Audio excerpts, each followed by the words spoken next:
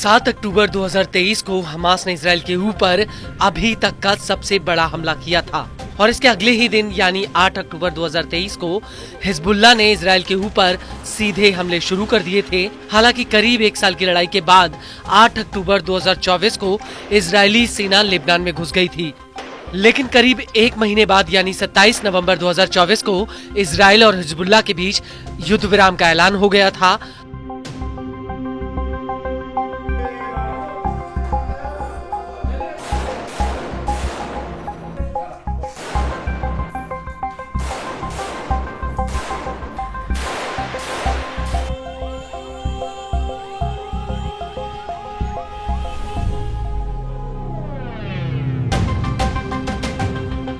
हालांकि इस युद्ध विराम में कुछ शर्तें रखी गई थीं।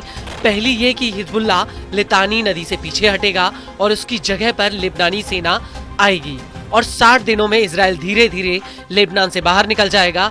और अब ये डेडलाइन करीब आ रही है, जिसको लेकर इजराइल और हिजबुल्लाह के बीच जुबानी जंग शुरू हो गई है। दरअसल हिजबुल्लाह ने इजराइल से दो टूक कह दिया कि इजरायली सेना इस डेडलाइन के भीतर ही लेबनान से बाहर निकले। वहीं दूसरी तरफ कई मीडिया रिपोर्ट्स में ये खुलासा हुआ है कि इजराइल इस डेडलाइन को आगे बढ़ाना चाहता है। वहीं हिजबुल्लाह ने लेबनानी सरकार से जोर देकर कहा है कि वो मध्यस्थों से कहे कि वो इजराइल को तय समय के भीतर ही लेबनान से बाहर निकलने के लिए कहें।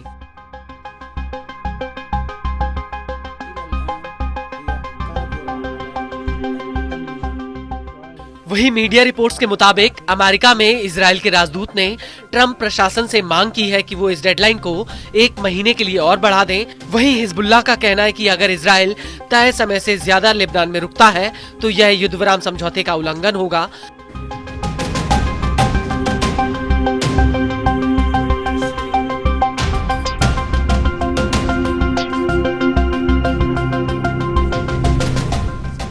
कुछ मीडिया रिपोर्ट्स में ये भी खुलासा हुआ है कि हिजबुल्लाह फिर से अपनी सैन्य कार्रवाई शुरू कर रहा है और हिजबुल्लाह का कहना है कि अगर इजरायली सैनिक लेबनान में रहते हैं तो वो लेबनान की जमीन पर कब्जा करेंगे और इसका प्रतिरोध होगा।